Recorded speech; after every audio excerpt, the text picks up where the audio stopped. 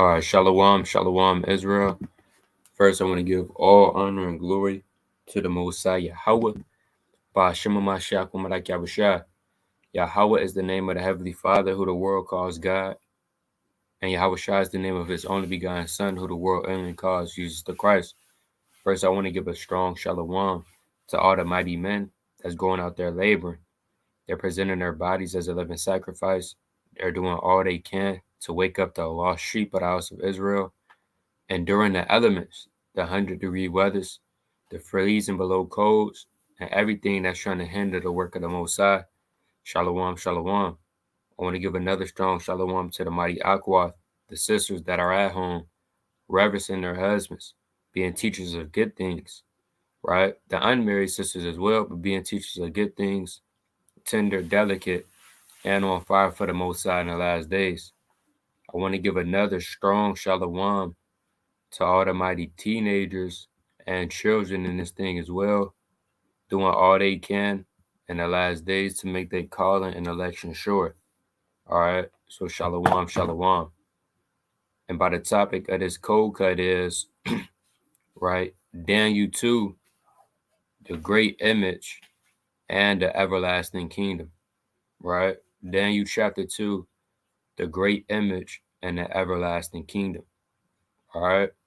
And we going over the historical parts of the scriptures and linking it up with the prophecies, because you can actually tell what time you're living in, and the Most High has give you certain signs of the times and tokens to be able to let you know on the return of Christ.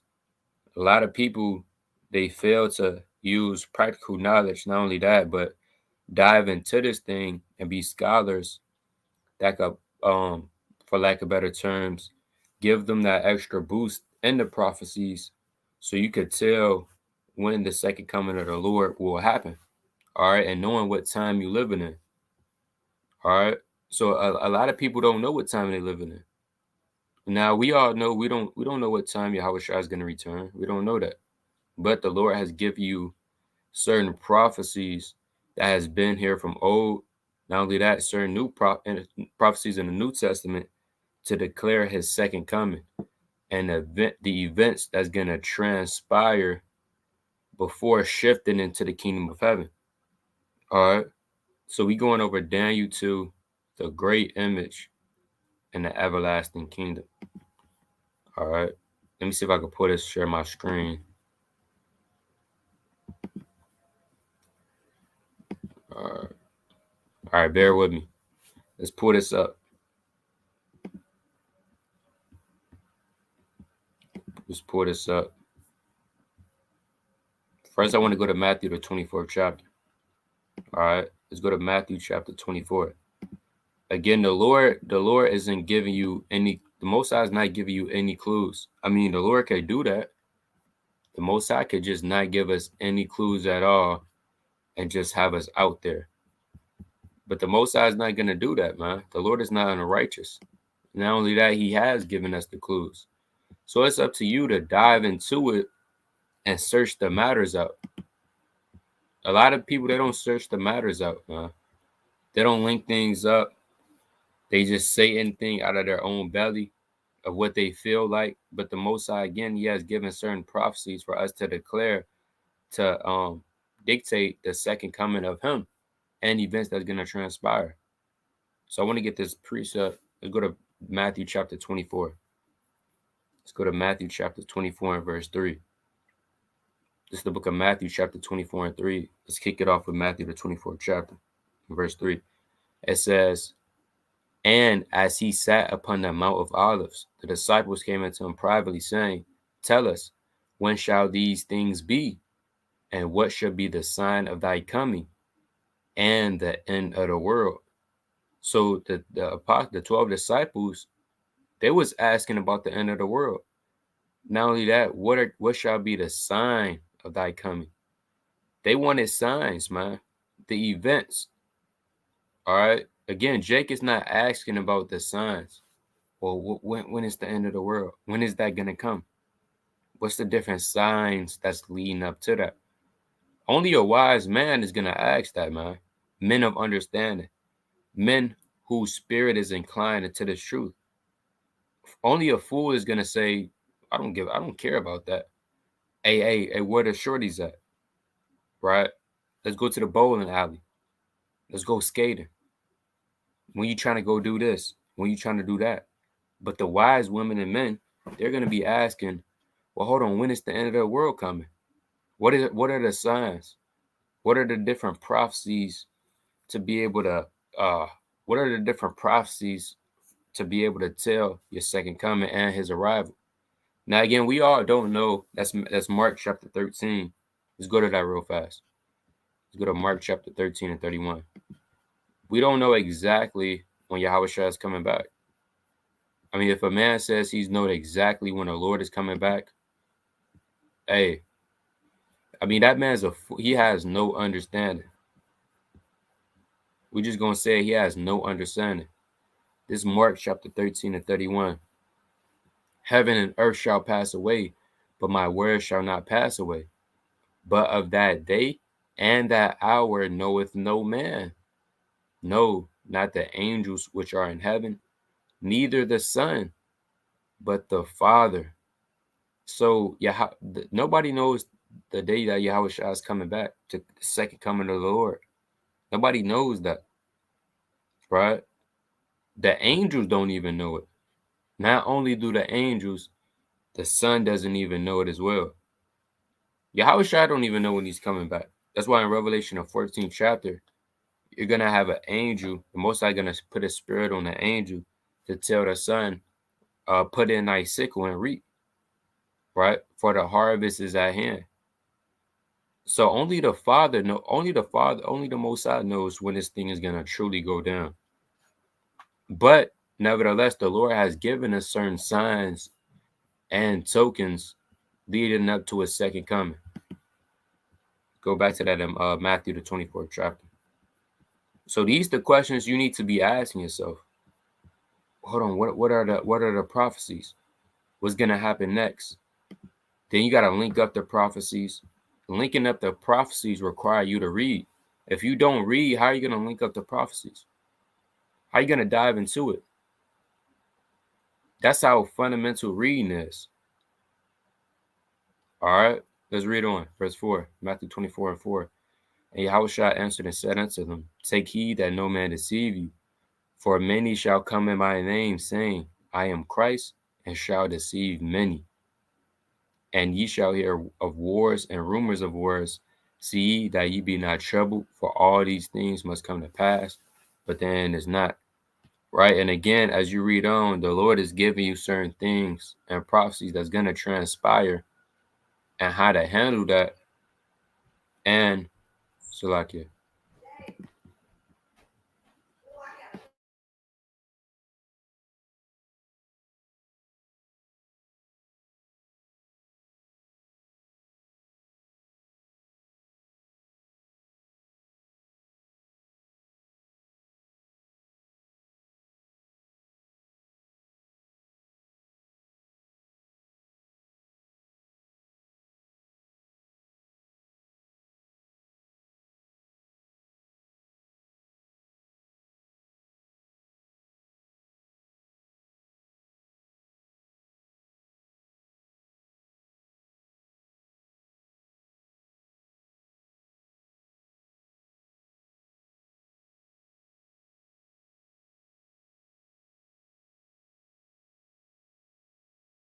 All right, Salakia.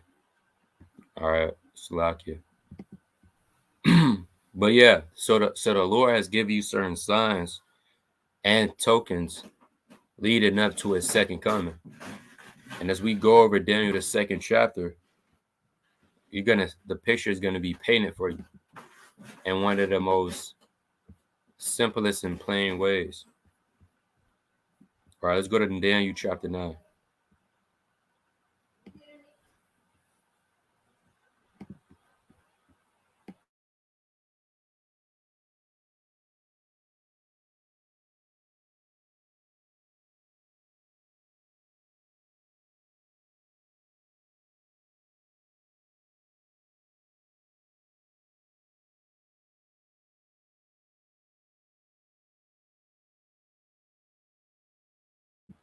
All right, let's get back into it.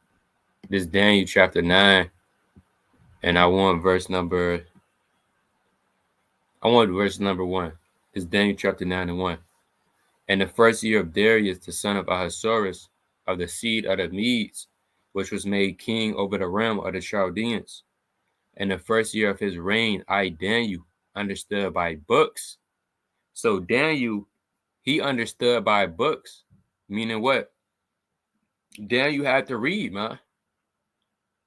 Daniel wasn't just not reading. You have certain brothers, they just don't read.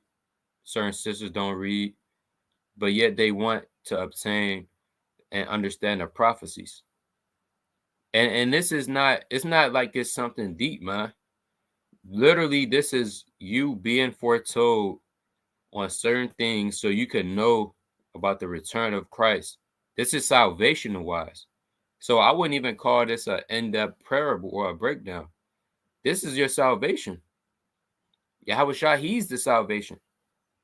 So if Yahushua is coming, you need to know about the return of your salvation. And that should give you hope.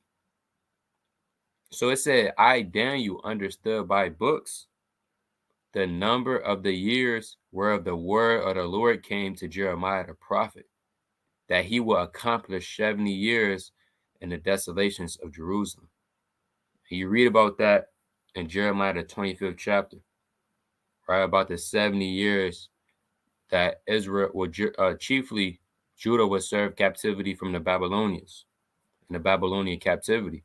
The point is, Daniel, he understood that by books. So that means what? Daniel knew about Jeremiah the prophet, and he was searching the matters and getting into it to find out when these things are going to be accomplished. And again, as we read Daniel the 2nd chapter and this is good for the historical side as well, because you have to understand history to be able to, well, I would say this, you have to know history if you want to up your biblical knowledge. If you have biblical knowledge and you don't have history, some of your understanding is going to be off. So in order to understand the Bible a little bit better or way much better, you need to know history. And that's why the book of Daniel has a very good and historical side to it, so you can link it up, because history and the Bible, they all connect, right? Not all history, but majority of the history, it links up with the Bible. Now, as far as history saying that the world is 65 billion years old, we're not dealing with that because it don't link up with the scriptures. But if history links up with the scriptures, then you have no other way to not accept it, right? So again, as we read Daniel the 2nd chapter and get that historical background, it's going to paint the picture, right? In my opinion, Daniel the 2nd chapter is one of the most simplest ways to paint the picture on the second coming of Yahushua and the different kingdoms that will reign leading up to his second coming. All right. So let's start at Daniel chapter 2. Let's start at verse 31. Right? Daniel chapter 2 and 31. And as you read Daniel the 2nd chapter, King Nebuchadnezzar, he's having a dream.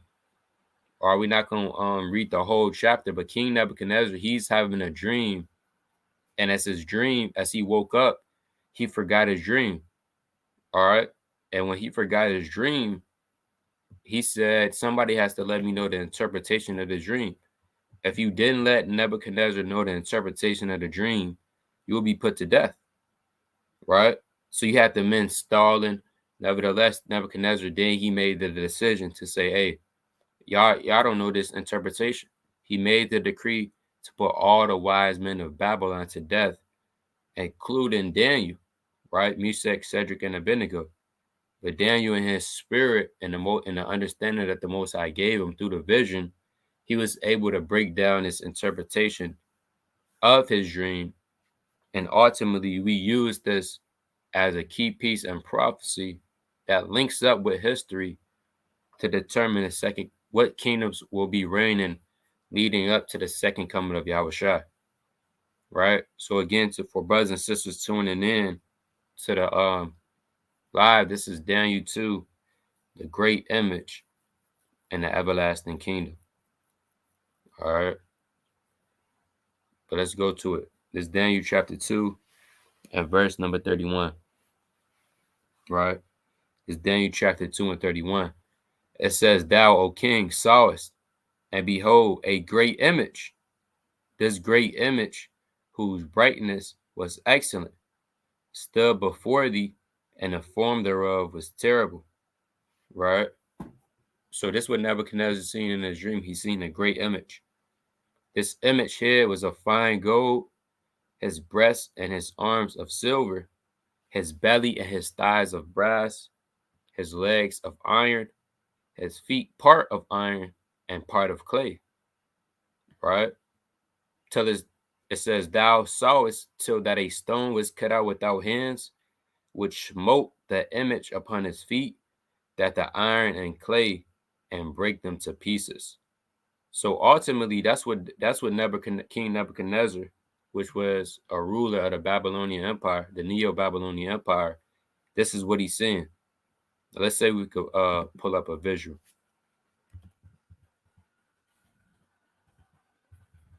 Right? So we can pull up a visual.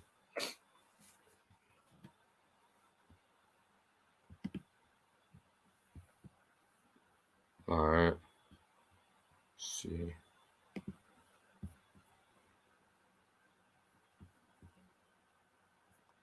think I've seen a better one.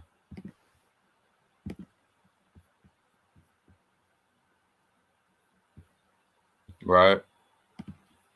So this is what chiefly this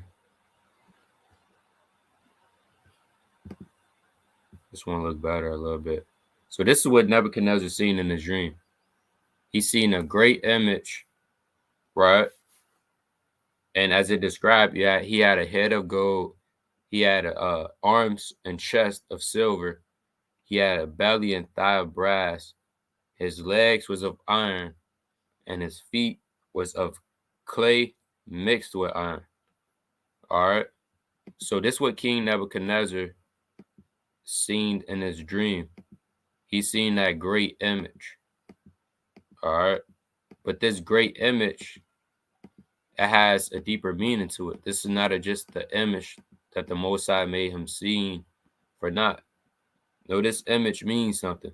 And with this image, you could be able to determine again the kingdoms that will be leading up to the second coming of Christ.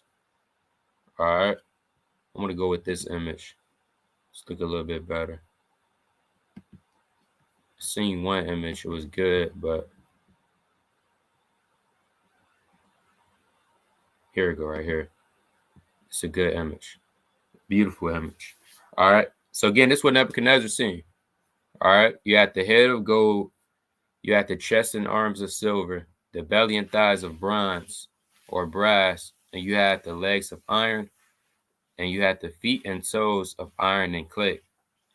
All right. Now let's read on. Let's read on Daniel, the second chapter. It says, verse 35, Then the iron and the clay, the brass and the silver, and the gold broke to pieces together, and it became like the shaft of the summer threshing floors, and the wind carried them away, that no place was found for them. And the stone that smote the image became a great mountain and filled the whole earth. So at the end of this, you had a stone that hit the feet, and it by the fall broke all the rest of the kingdoms. This is the dream. We will tell thee the interpretation thereof before the king. It says, Thou, O king, art a king of kings, for the God of heaven hath given thee a kingdom, power, and strength, and glory. And whatsoever the children of men dwell, the beasts of the field and the fowls of heaven, hath he given into thy hand, and have made thee ruler over them all. Thou art this head of gold. All right. Thou art this head of gold. So again, as we pull up this image, it says, Thou art this head of gold. Now, the head of gold, all of this different metals, it means something. It has about twofold meanings, right? And its statue as well. The head of gold is ultimately Nebuchadnezzar, ultimately the Neo-Babylonian Empire, but Nebuchadnezzar was the ruler during this time. So the head of gold is the Neo-Babylonian Empire from 626 to 539 BC, right? The Neo-Babylonian Empire, right? Now, you had an ancient Babylonian Empire, which was the Babylonian Empire with Nabopolassar. Nevertheless, when actually Nabonidus, and Nabonidus is the final king of the Neo-Babylonian Empire, but you had an ancient Babylonian Empire. But the Neo-Babylonian Empire started with Nabopolassar, all right, all the way to Nabonidus, all right? And this is something they don't teach you in history. Growing up in high school, I don't even know if they teach this in college, but for some odd reason, they don't teach these kingdoms or these empires in history. And these are major key empires in history. Even the scholars would tell you that. All right. But again, you have the Neo-Babylonian Empire, which represents the head of gold. All right. And they actually reigned from 626 BC to 539 BC. All right. From 626 BC, from 539 BC. And the landmass that they covered, or the territory that they covered, as you can see, is right here. So you have all the way from Jerusalem, cover Nineveh, Carchemish, Babylon, Babylonia, Susa, Elam, and Ur, the Chaldees, all the way to the Persian Gulf, man. So this was a major empire, a key piece in history. Again, even the scholars, they would tell you, they will let you know and tell you that the Babylonian Empire, the Neo-Babylonian Empire, which just means the new Babylonian Empire, because you had an ancient Babylonian Empire, but the Neo-Babylonian Empire played a major key piece in history. All right, let's go back to this. It says, verse 39, and after thee shall arise another kingdom inferior to thee, and a third kingdom of brass, which shall bear rule over all the earth. Now that third kingdom, or that second kingdom rather, that's inferior to the Babylonians, that's talking about your Medo-Persian Empire or your Achaemenid Empire, right, which was from 539 BC to 331 BC. All right, it's talking about the Achaemenid Empire, and we're going to go into it more after this, after we read this. Nevertheless, this is just the surface. All right.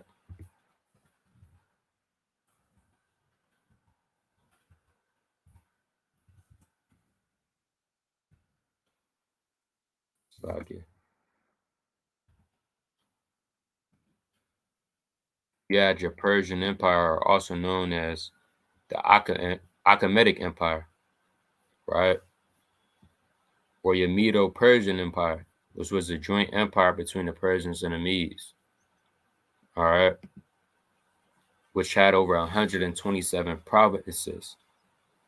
All right. So that's actually the chest and the arms of silver, your Achaemenid Empire. Again, from 539 BC to 331 BC, which had over 127 provinces. You can read about that in Esther, the first chapter. All right. You can read about that in the book of Esther, the first chapter. Let's read on this. It says, and another third kingdom of brass, which shall bear rule over all the earth. That kingdom of brass, or your belly and thighs of brass, is talking about the Grecian Empire, or the Greek Empire, right? With the founder obviously being Alexander the Great. and your fourth kingdom is the Romans. All right, your fourth kingdom is the Romans. So with these kingdoms leading up, is going into ultimately the kingdoms that will reign until the second coming of Yahushua or the return of the Lord. All right, leading up to these kingdoms. Now we're going to go into it. So let me see what I want. Verse 38 again. It's Daniel chapter 2 and 38. Right, Daniel chapter 2 and verse 38, it reads, and whatsoever the children of men dwell, the beasts of the field and the fowls of heaven, hath he given into thy hand, and have made thee ruler over them all. Thou art this head of gold. So the Babylonian Empire, they're the head of gold. Now, gold is the most valuablest metal. All right. Gold has more value than the rest of these metals. These are all metals. All right. The reason why the Neo-Babylonian Empire is more valuable, that's why it's the head of gold. It represents ultimately great government and rulership from the rest of these kingdoms. That's why it's the most valuable. All right. Again, gold is more valuable than silver. Gold is more valuable than bronze, man, and iron. Nobody's walking up and paying big money for iron. Yeah, let me get so-and-so iron or bronze, right? Maybe silver, but gold is more valuable, which represents the great rulership and government that the Neo-Babylonian Empire had. Why? Because the Babylonian Empire, they had something called, right, a monarchy. The Babylonian Empire has something called a monarchy. A monarchy is a form of government with a monarch at the head, right? A form of government with a monarch at the head. Who is that monarch? That was, again, you had several men reigning during the Babylonian Empire, but at this time, the monarch is Nebuchadnezzar II, right? Nebuchadnezzar II is the monarch. Let's see if we can pull him up.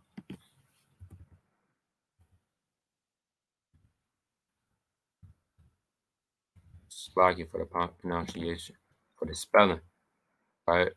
Nebuchadnezzar II.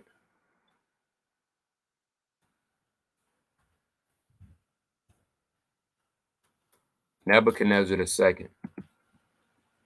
All right. He's your monarch at this time. So the Babylonians had something called a monarch. Basically, to put it in simple terms, is whatever the king says, that's what goes.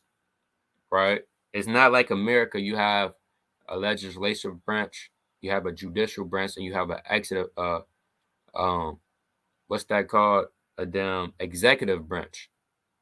That's not how the Babylonian Empire was run.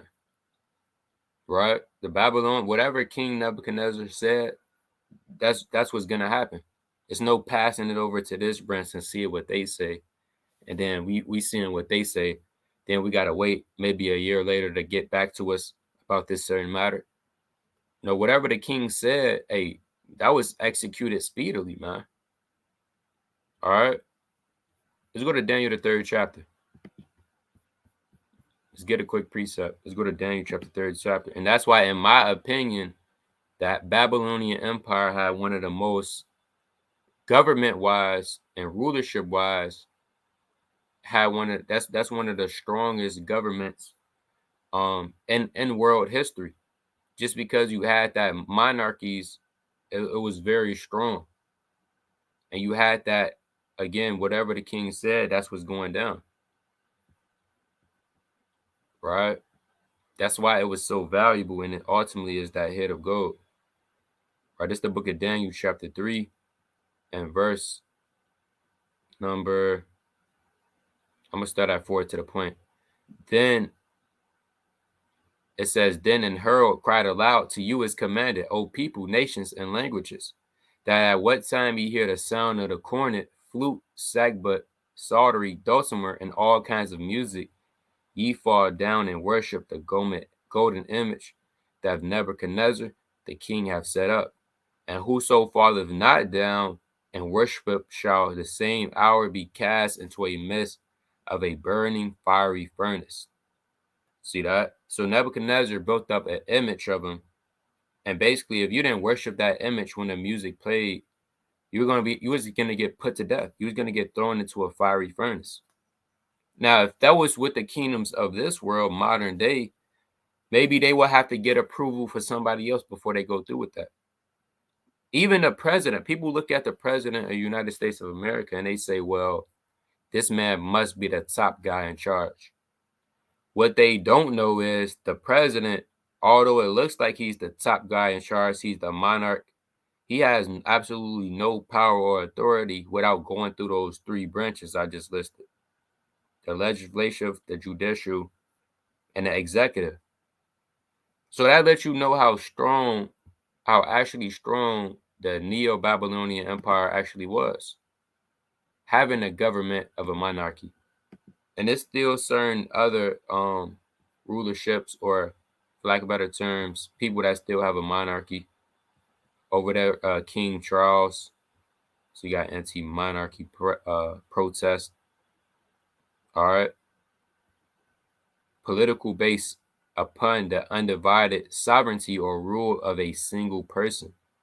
Now, there's pros and cons with that. Nevertheless, that's why the Most High said that this head is a head of gold due to his rulership and government that it had, which with that being a monarchy.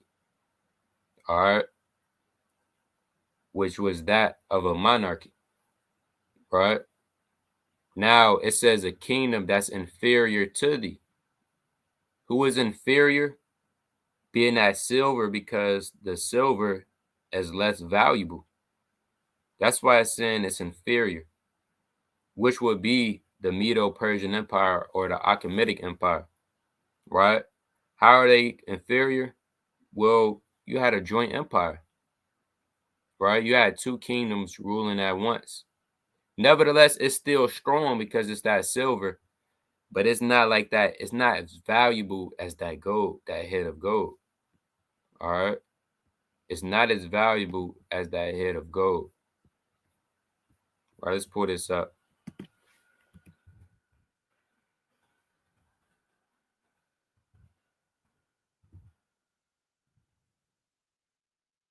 All right.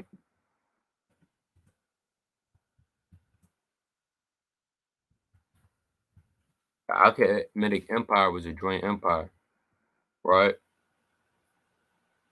said joint. Joint empire between the Persians and the Medes. Empire began as a tributary state of the Medes, but ended up conquering and enlarging the Median Empire to include Egypt and Asia Minor. Under Xerxes, it came very close to conquering ancient Greece. The Achaemenids were overthrown by the conquest of Alexander the Great in 330 BC. See that? So again, the Achaemenid Empire was a joint empire, right? Also known as the Medo-Persian Empire. So now you're starting to see with this image, as we go on, right? Being with that head of gold, as we go down, the metals get less valuable, which represents the weak, and it's getting weaker and weaker, which represents the rulership that these men had. But on the flip side, these metals going down are stronger than the previous metal as we further go into it. But I don't want to jump the gun, right? So again, you had something called the Medo. Fuck yeah. You had something called the Medo-Persian Empire. The Medo-Persian Empire was a joint empire by the Persians and the Medes, and they still had certain strict laws. You had something called the law of the Persians and Medes would alter if not. So they could decree certain laws, right? They could decree certain laws and it would still be in effect. That's how Daniel was cast into the lions then. you had an altar and a decree.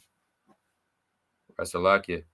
You had an altar and a decree which made out that you can't worship no other god in 30 days. And with that Achaemenid Empire set up, they made that thing happen. Nevertheless, it's a joint empire. So it's not as strong government-wise and rulership-wise, right, as that Babylonian empire, which had a monarchy. All right. Now, as you read on, you got this, pull this up. Let's go back to that.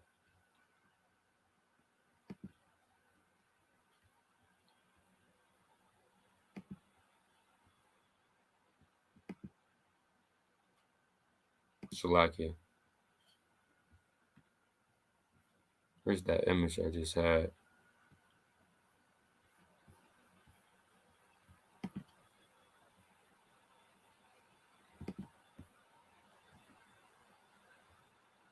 Now, again, you had, Salakia, again, you had the silver and chest and arms, which represents the Persian and Medes, which was a joint empire.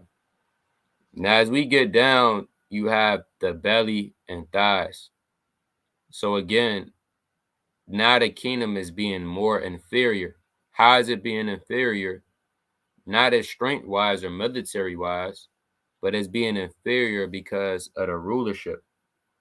That's how it's being inferior. That's why you have the what? You have the belly and thighs of bronze. Bronze is not valuable than silver. Neither is it gold. Right? Representing what? That the kingdom and the rulership of this kingdom will be weaker.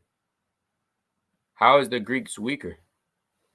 Well, the Greeks had something called, let's pull up the Greek Empire. The Greek Empire was an empire founded by Alexander the Great in 331 BC. Right? 331 BC. Ultimately, when they took down the Medes. All right. Nevertheless, you had the Greek Empire.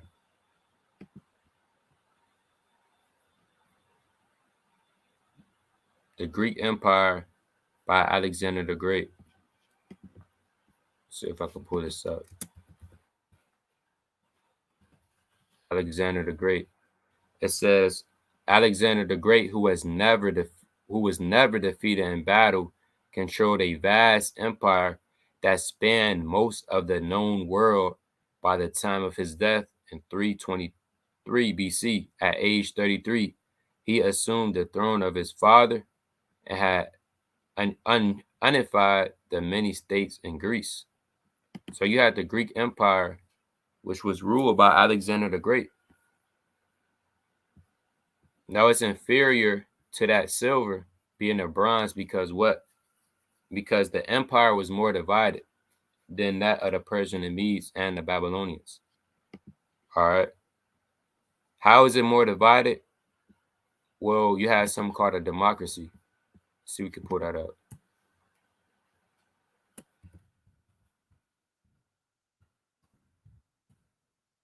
And the Greeks had, I believe it's over 800 city-states they had, where all had authority, right? So a democracy is a system of government by the whole population or all eligible members of a state, typically through elected representatives, right? Meaning what? One of the synonyms is government by the people. Government by the people. A democracy, meaning what? When the people has more power than the government. Imagine you have a rulership where your people got more power than you, being the government. All hell could break loose. You know how much chaotic that is, right? Self-government. Again, commonwealth, elective government, government by the people. This is really what you want. Government by the people. Meaning, again, when the people has more power than the government. And a democracy is way inferior to a monarchy. How? Because again, your people decide basically what the empire is going to do. Government is wise, right? Government by the people's opinions. So the people, they might not even. What if your people is stupid, man? What if they have no knowledge or can't make back good decision making for your empire? What's going to happen? Eventually, that's going to be overthrown, right? And that's why when you read about the Greeks in the scriptures, you're not going to get all the precepts on it. But even with the Greek Empire, after Alexander the Great died, his empire was divided, right? His empire was divided. Let's see if we could get that in Daniel the 7th chapter. Daniel chapter 7. And again, another note, these same beasts, when you read about in Daniel the 7th chapter, it links right up with Daniel the 2nd chapter and the different metals. All right. Again, the different metals in Daniel the 2nd chapter links right up with Daniel the 7th chapter. All right. If you can understand that. Now, let's go to this. Yeah, I want this Daniel 7 and 6. After this, I beheld, and lo, another like a leopard, which represents the Grecian Empire, which had upon it 4 wings of a fowl. The beast had also 4 heads, and dominion was given unto it. That 4 heads represents chiefly the 4 generals of Alexander the Great. You had Seleucus, Cassander, Lycomachus, and you had Seleucus, Cassander, Lycomachus, and you had Ptolemy, right? You had Ptolemy, the first soldier. Nevertheless, that empire, after Alexander the Great died, it was broken up. And that's why you had successor wars between them. You had men like Perdiccas, Eumenes the first, Eumenes the second, etc., which was actually fighting over the remaining parts of the kingdom that Alexander the Great had. Right? Let's see if we could pull that up. So the Greek Empire definitely, I mean, even right after Alexander the Great died, it was even more divided.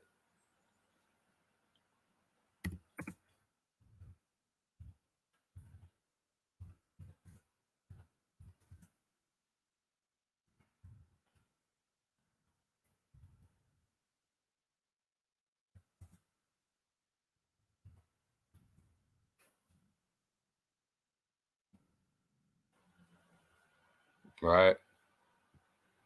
Here I wanted this. That's a good picture. So as you seeing right here, after Alexander the Great died, the kingdom was divided. Right? His kingdom was divided. Look.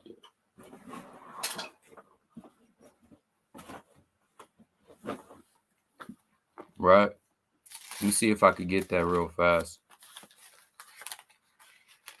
Yeah, that's First Maccabees.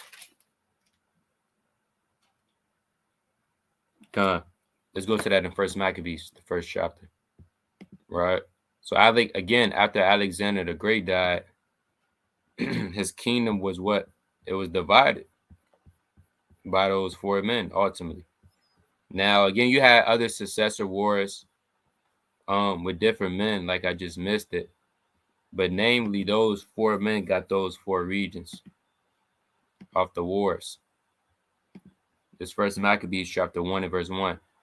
And it happened after that Alexander, son of Philip, the Macedonian, who came out of the land of Shittim, right? Philip II of Macedon had smitten Darius, king of the Persians and Medes, that he reigned in his stead. Talking about Alexander the Great, the first over Greece. And he made wars and won many strongholds and slew the kings of the earth and went to the ends of the earth and took spoils of many nations. And so much that the earth was quieted before him, whereupon he was exalted and his heart was lifted up. And he gathered a mighty strong host and ruled over countries and nations and kings who became tributaries over him. After these things, he fell sick and perceived that he had died. Because some would say he even had HIV or AIDS. It says, wherefore he called his servant, such as was honorable, and had been brought up with him from his youth, and parted his kingdom among them while he was yet alive. See that? So guess what? His kingdom got parted. What's another word for parted? Divided. Again, that's why, see, we could put that again. You had the Greek Empire, which was a major all one at first. Then as Alexander the Great died, it was parted. You had Cassander, you had Lysimachus, you had Seleucus, and you had Ptolemy, which all covered different regions. All right. They all covered different regions. So that tells you how divided the Greek Empire was. That's why it was inferior to the Persian and Medes. Because although the Persian and the Medes had a joint empire, right? You had two groups reigning as one. They covered over 120 provinces, right? And they would still be able to make decisive laws for their kingdom, right? Off one accord.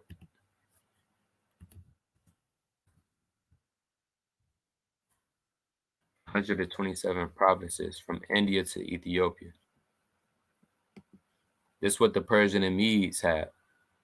And their empire wasn't divided into sections. This was the whole Persian Empire, right? From India to Ethiopia, 127 provinces. Not like the Greeks, which had what? It was all broken up. That's why the Greeks are your belly and your thighs of brass. Again, that's why your Greeks, that's why the Greeks are your belly and thighs of brass. All right. So as we move on, you have the iron of legs. What are the iron of legs? Your iron of legs would be your Roman Empire.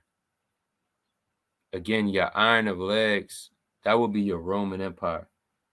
All right. That's your Roman Empire. Everybody should know about the Roman Empire. The Roman Empire played a major key piece in history. Again, and we was in school, man. We wasn't getting taught. I didn't know about the Roman Empire, right? When I was in school, they don't teach these things. So now you have to inquire basic information and learning that should have been taught in the school systems. But it's all the reason, because if you understand these different prophecies, and you was to read the Bible, everything would start to make sense, and it would line up. All right, in my opinion, that's why I believe that they don't put out this information. But you had the Roman Empire, right? Because from the time of the Greeks, it was from 331 BC to 146 BC, right? The Greeks reigned from 331 BC to 146 BC. They got taken down in 146 BC, right? At the Battle of Corinth. And went from 156 BC or 146 BC, right? Or you might have scholars, they might say 27 BC. That's when it's the start of the Roman Empire. But before you had the Roman Empire, you had something called the Roman Republic, which ultimately, see, that says the Roman Empire was the post-Republic period of ancient Rome, right? It was the post-Republic period of ancient Rome. As polity, it included large territory holds around the Mediterranean Sea and Europe, North Africa, and Western Asia, ruled by emperors from the accession of Caesar Augustus as the first Roman emperor to the military anarchy of the third I believe it's the 3rd century, right? Nevertheless, you had something called the Roman Empire, which at 117 AD, it was ultimately, let's see, you could pull up Rome in 117 AD. I believe scholars say this was one of the biggest as far as landmass empires in history. I mean, look at this in 117. This was Rome in 117 AD. Rome was at its peak, right? Look how much land that is. The Roman Empire in 117 AD at its greatest extent. You had Britannia. You had from the Africa up here, right? You had Asia Minor, Bithynia, Galatia, Cappadocia.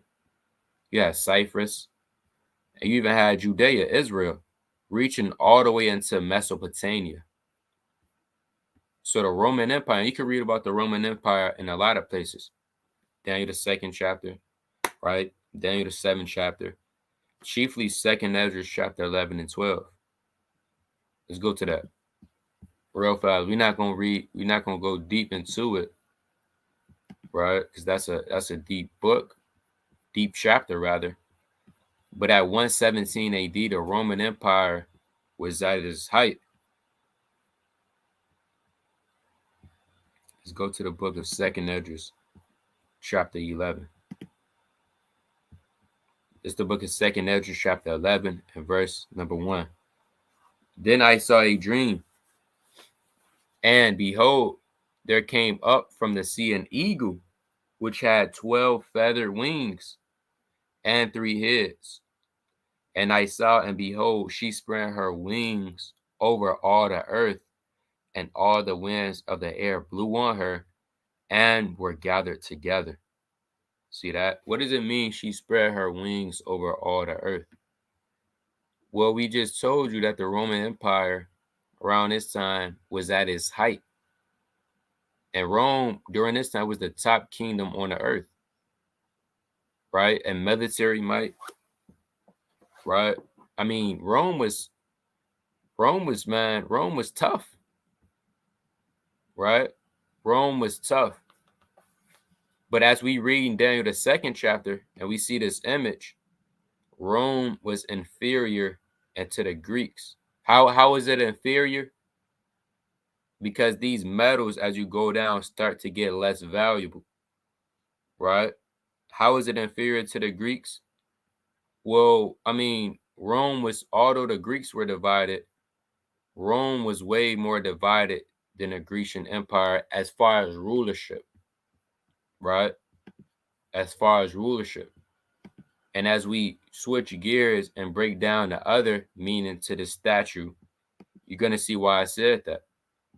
Because, I mean, Rome had an assembly, right?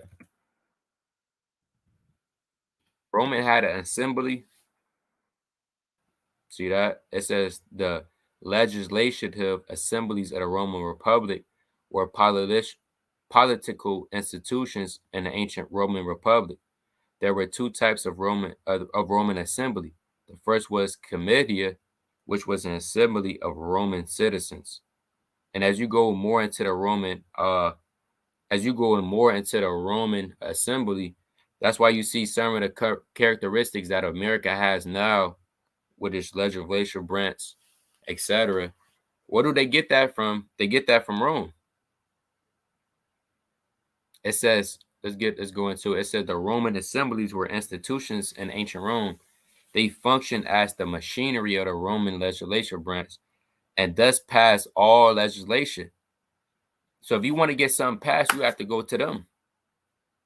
It says, since the assemblies operated on the basis of direct democracy, ordinary citizens and not elective representatives were all cast out ballots. The assembly subject to strong checks on the power by the executive branch and by the Roman Senate. So Rome had senates. That's why Rome had a lot going on, man. To the point where they were so divided that you had something called the Western Roman Empire and the Eastern Roman Empire. Right? Let's see if I can put it up. Rome divided. Was Rome divided? Right? In 395 AD, the Roman Empire was split again in 395 AD upon the death of Theodosius the first Roman Empire in Constantinople, never again to be made whole.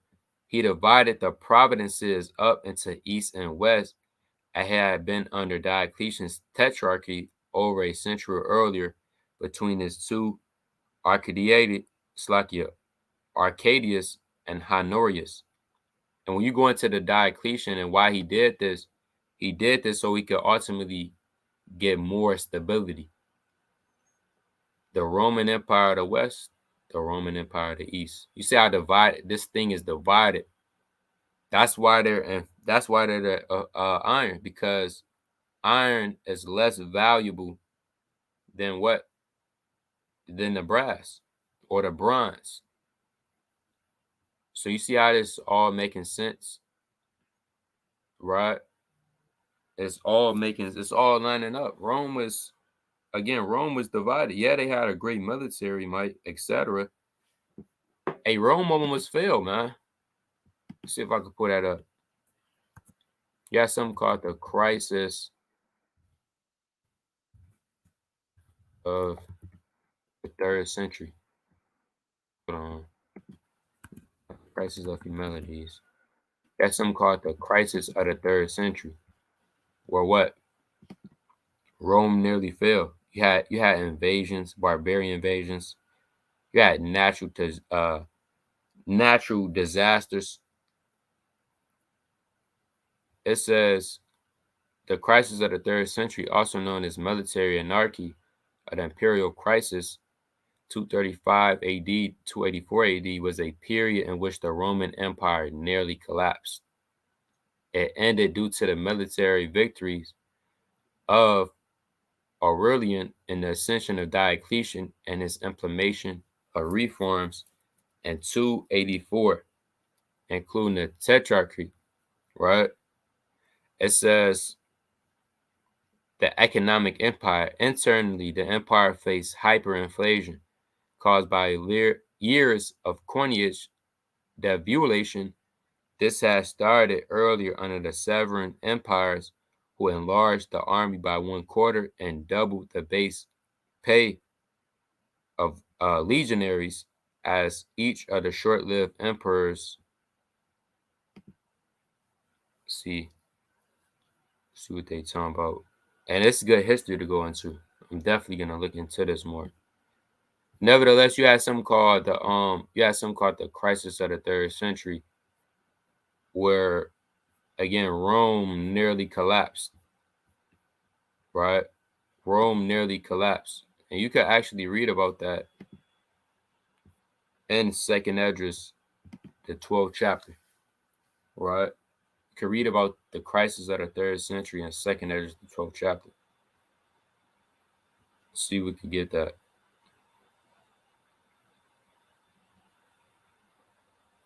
Come on.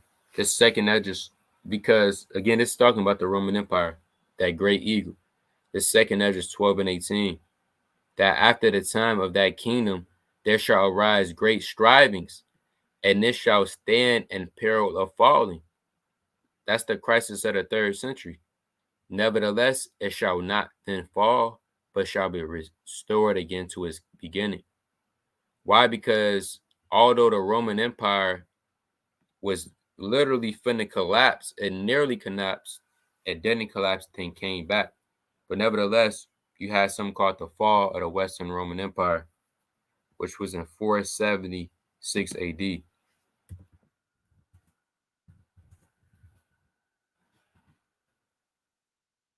Right? Ultimately linking up with that prophecy in Revelation, the 20th chapter, right? That this will be shut up for 1,000 years. You have something called the Dark Ages, right? So again, the Western, this is right here, the father of the Western Roman Empire, also called the father of the Roman Empire, or the father of Rome, was the loss of central political control in the Western Roman Empire. See that? They lost political control. Ultimately, they fell due to the Germanic tribes and the different invasions that they had in the Sacs. Nevertheless, it was the loss of central political control. Why again? Because Rome was definitely, Rome was divided. What more do you need to see? Rome was it was more divided than the Greeks. That's why it was inferior. Now, as you look again at this statue, as it going down, these these metals, they're getting less and less valuable. But on the flip side of this, yeah, it's getting less valuable, but these metals are getting stronger and stronger and stronger. Now you might say, well, what are you talking about? How is it getting stronger and stronger? Well, yeah, gold is the most valuable metal on this image. Nevertheless, silver is actually stronger than gold. Everybody knows silver is more stronger than gold, right? So what does it mean by the chest and arms of silver is stronger than the gold? Because what? The Greeks, well, the Median Persians, they actually took down the Babylonian Empire. So you get that.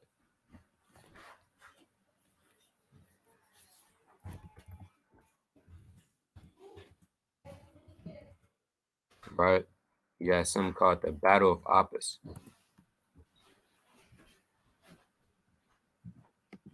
Right, Salakia, bear with me 1 second. Wait, Salakia, never mind. Right? You got something called the Battle of Apis. Meaning, what's the Battle of Apis? The Battle of Apis was the last major military engagement between the Achaemenid Persian Empire and the Neo-Babylonian Empire, which took place in September 539 BC during the Persian invasion of Mesopotamia. So the Persian Medes actually took down the Babylonian Empire, right? Slakia.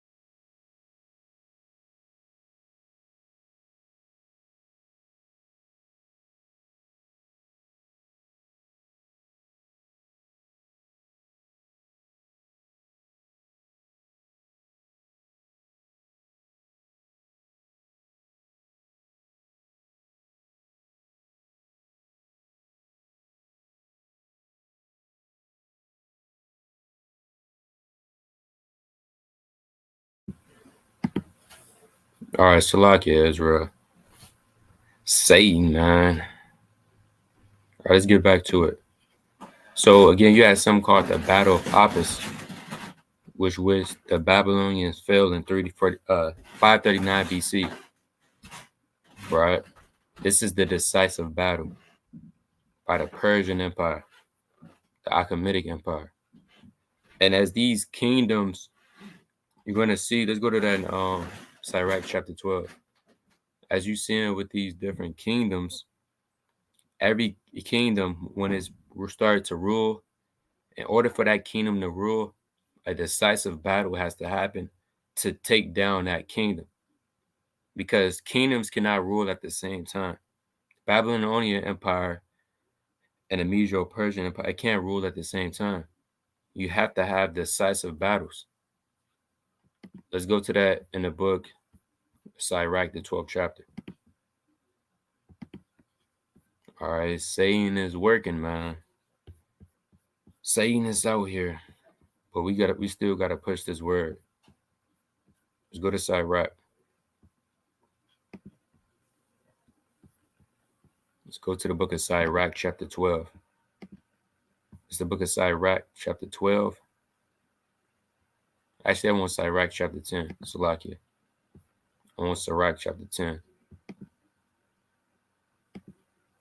It's the book of Sirach, chapter 10, and verse number 8.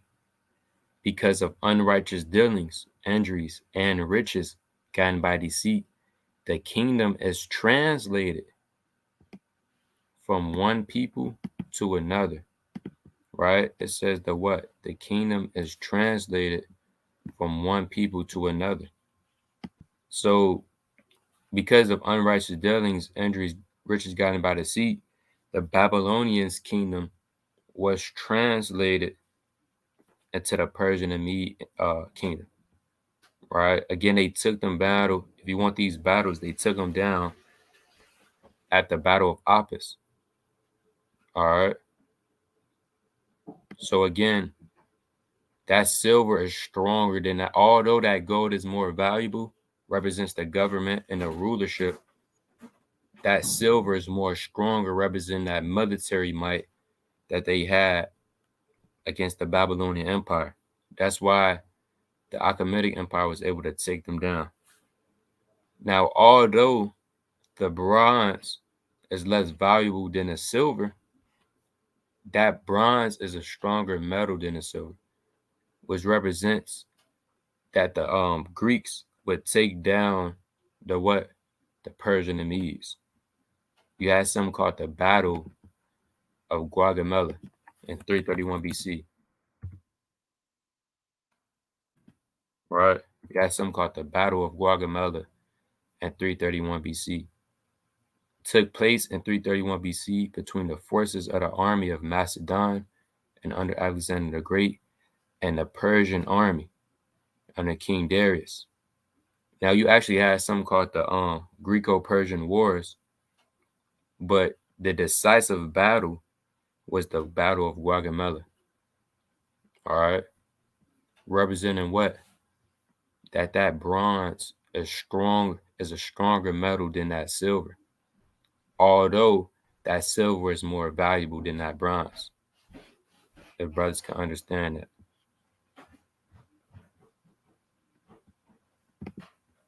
So like it.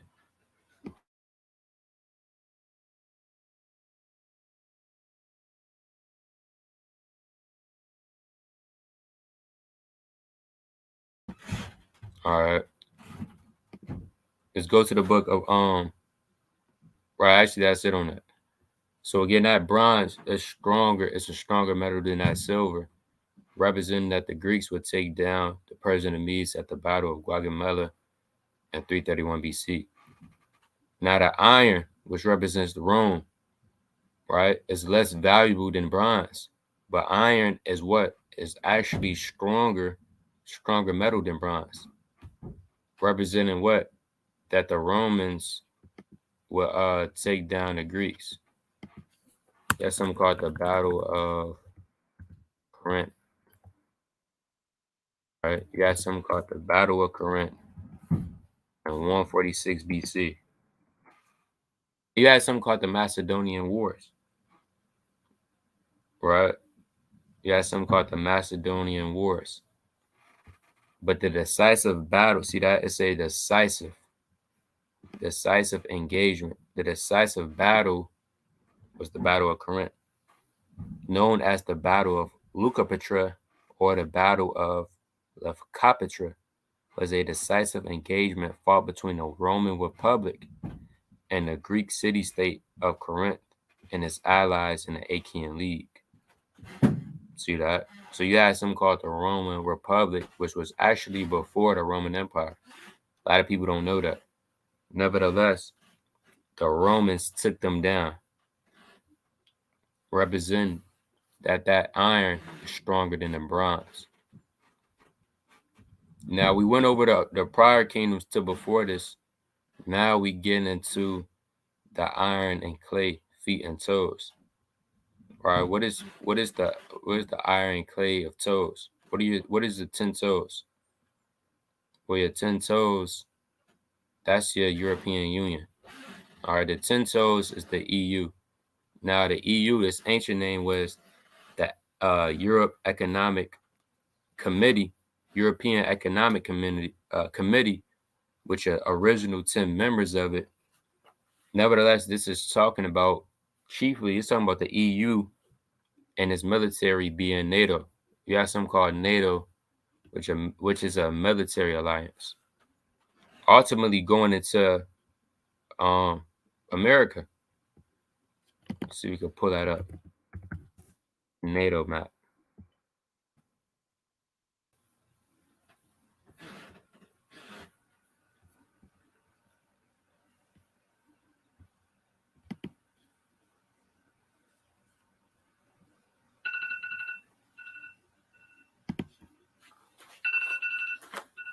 Lucky.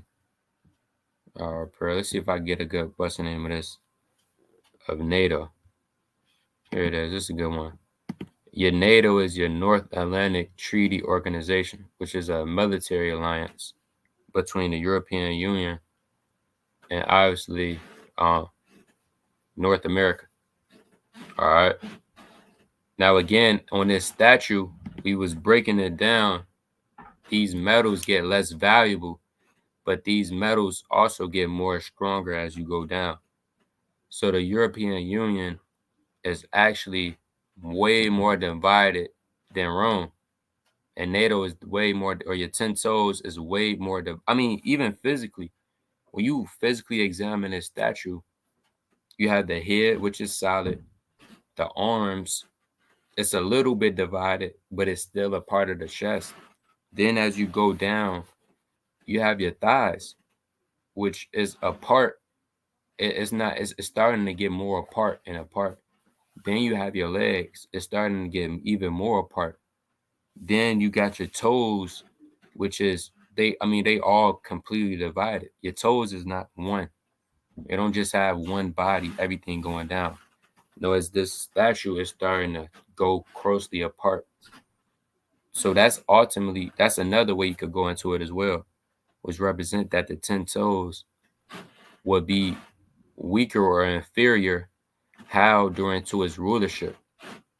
Again, NATO is divided. I believe a brother was going into that. Either the NATO countries are arguing and fighting against each other. You have one NATO member all the way across the ocean. Then you have other NATO members across another ocean.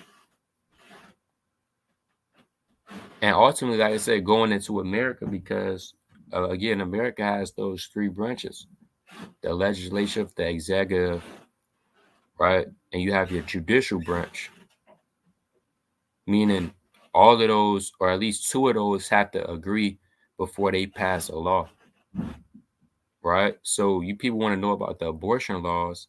Only reason why the abortion laws was illegal, it had to go through those branches first. Just because you're the president, that don't mean things go your way. You have to go through those branches, representing that it will be even more divided.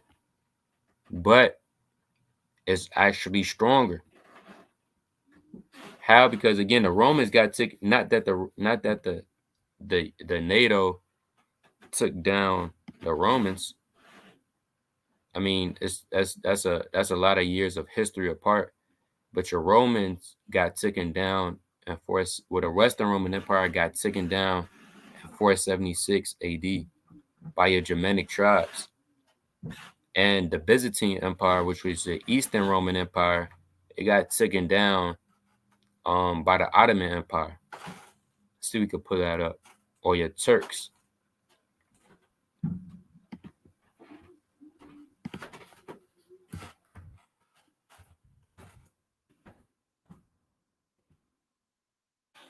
Right? Yeah, Ottoman Empire.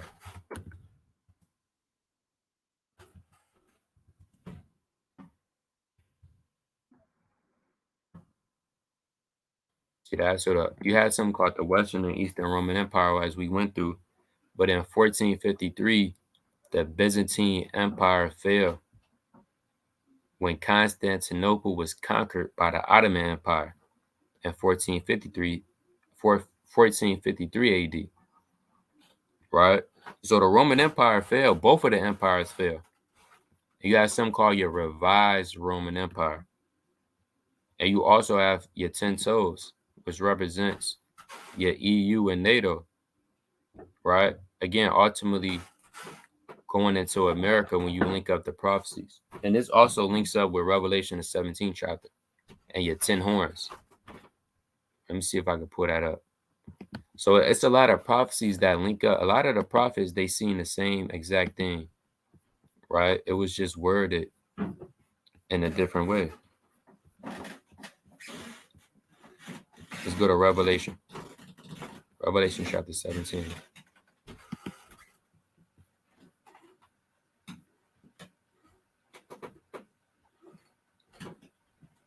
There's Revelation chapter 17 and 12. And the 10 horns which thou sawest are 10 kings, which have received no kingdom as yet, but receive power as kings 1 hour with their beast. 1 hour with the beast. These have one mind, and shall give their power and strength unto the beast. The beast is America, right? And the 10 kings or your 10 horns, that's synonymous with your 10 toes, right? Which is your EU. Again, you had 10 original members of the European Union, but that expanded. Now you have a military alliance called NATO, which actually ties in with America. So again, with this image, you can actually see, get that different picture. No, that's not a good one. It's a good one. With this image,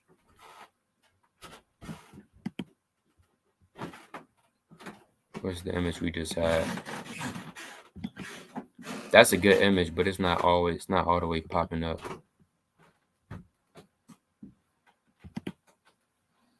With this image, you have the Babylonian. This covers hundreds of years of history and kingdoms leading up to the kingdom of Christ. So you had the Babylonian Empire all the way down. It says 476 AD to present time. So you actually living in the time of the 10 toes. You living during the time of the 10 toes. Now, in this second chapter we just read, you read about the rock or the stone that was cut out of the mounts. Who is that? Let's go back to that. Right? Let's go back to that in Daniel, the second chapter.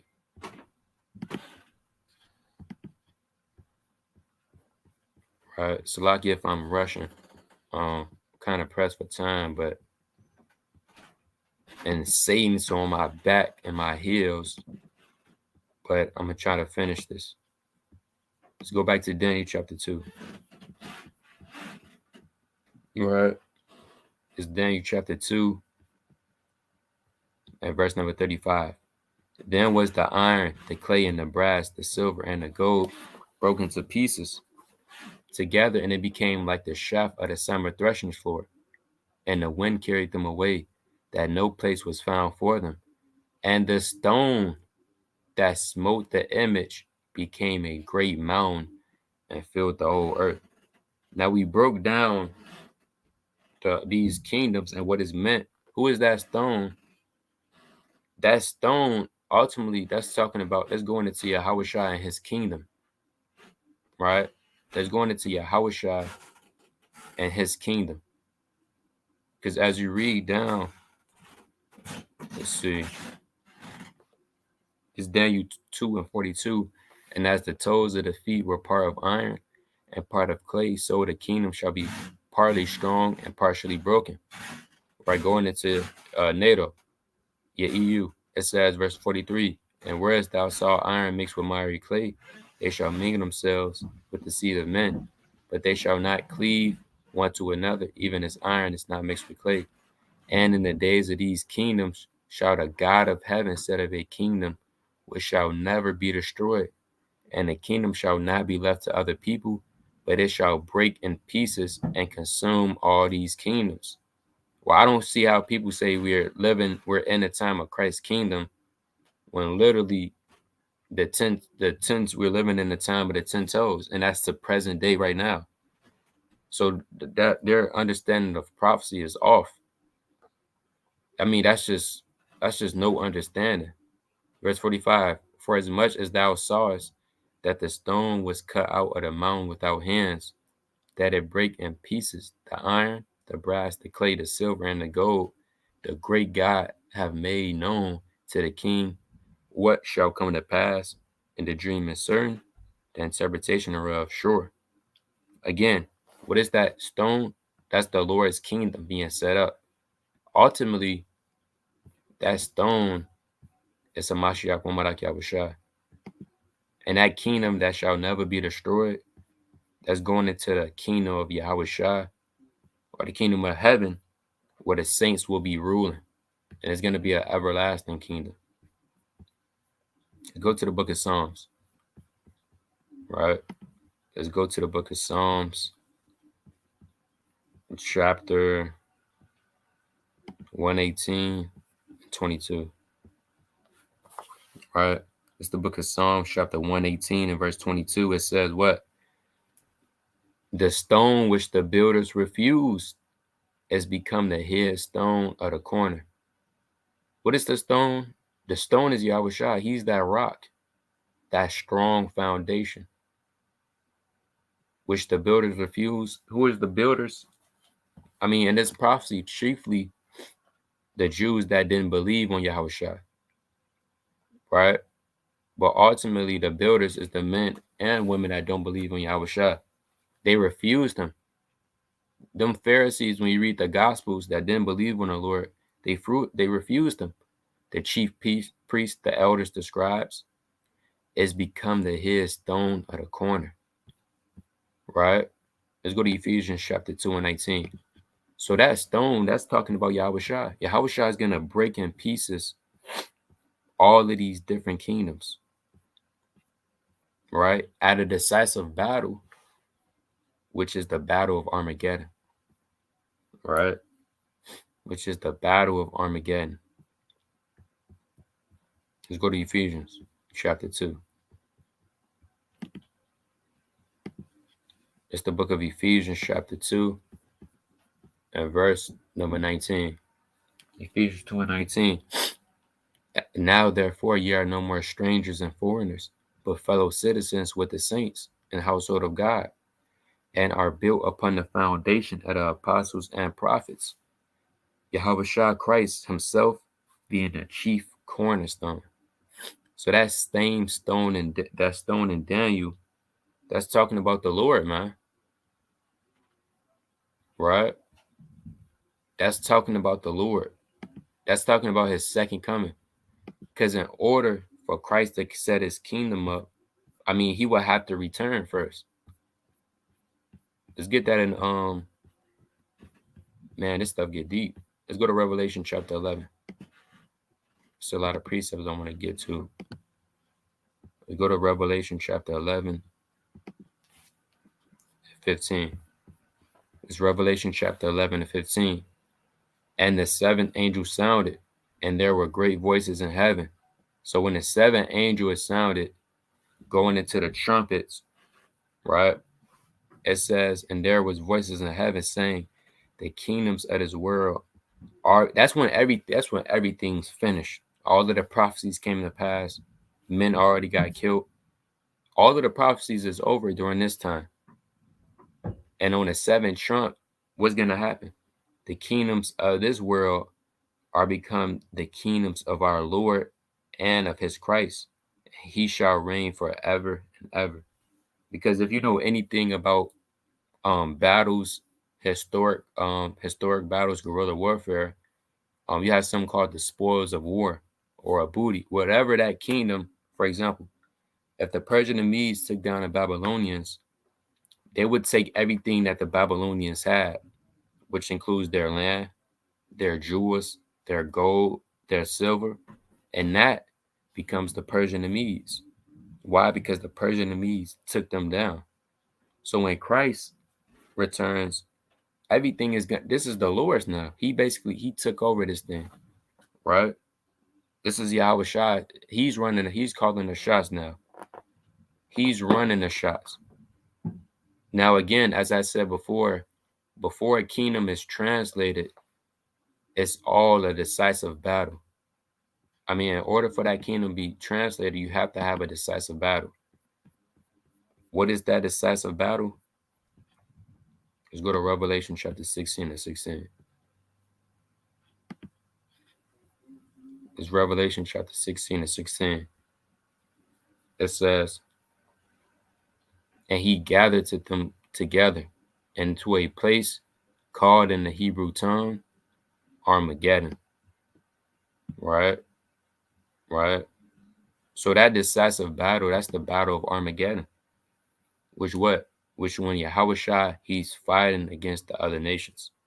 World War III, the nations are fighting against each other.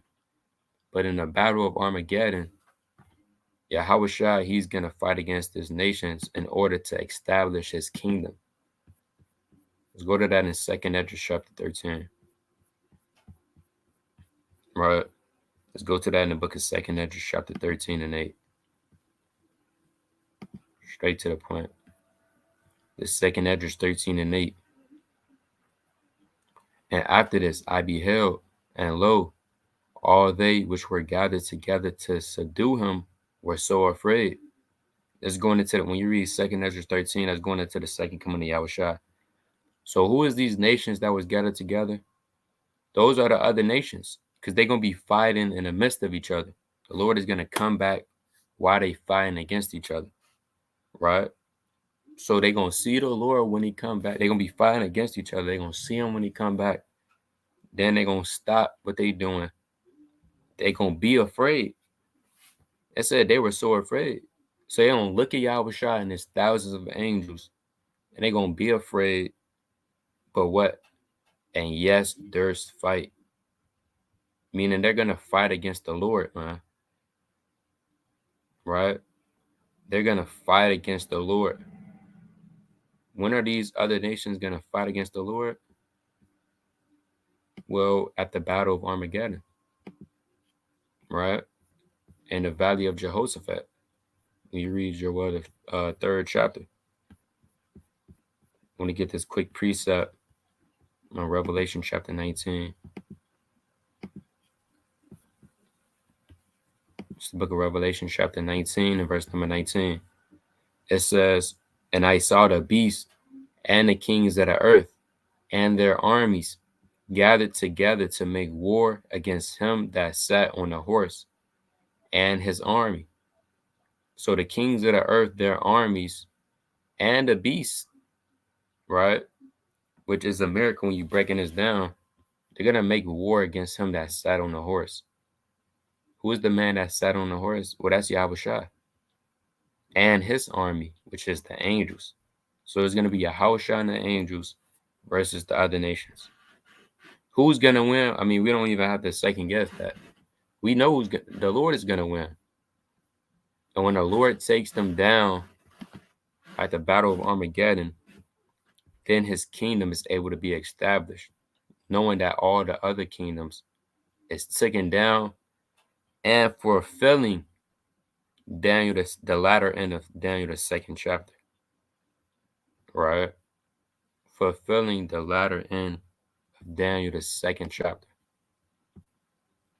That's why the Lord says, let's read on this. Daniel 2:44. And in these days shall the God of heaven set up a kingdom which shall never be destroyed, and the kingdom shall not be left to other people, but it shall break in pieces and consume all these kingdoms. It shall stand forever. And in another place in Daniel, the 7th chapter, you read about the saints taking the kingdom. It all links up, right? A lot of these stuff it links right up. This Daniel chapter 7 and verse 18. But the saints of the Most High shall take the kingdom and possess the kingdom forever and ever. Right? Jumping down to verse 27. And the kingdom and dominion and the greatness of the kingdom under the whole heaven shall be given to the people of the saints of the Most High, whose kingdom is an everlasting kingdom, and all dominion shall serve and obey him. And that rock, if you ask me, now we know a literal rock is not stronger. We know a literal rock is not stronger than these metals. But the Lord being that rock is going to break in pieces the legs all the way up. And eventually this statue is going to fall. So this is all, this statue is, it gets deep. All right. These statues, and some of these dates is off.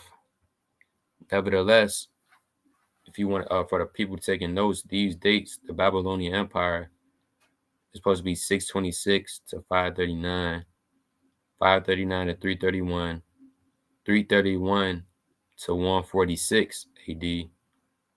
And this is controversial. Some people say 27 BC to 476 AD. Then from that time you have present. Nevertheless, the Lord being that stone is going to break in pieces the rest of the kingdom. All right. So, most High willing, this video was edifying. Most High willing, this video was edifying. Giving all honor and glory to Yahweh. Hashem Mashiach Wamadak Yahushua. Most High willing, everybody had a beautiful new moon. And the new moon is still in effect. As far as I know. So most High willing, everybody has a beautiful new moon. Continue to read, pray, fast, and study. And most importantly, beseech the Heavenly Father for his mercy. With that, I'm going to say Shalom.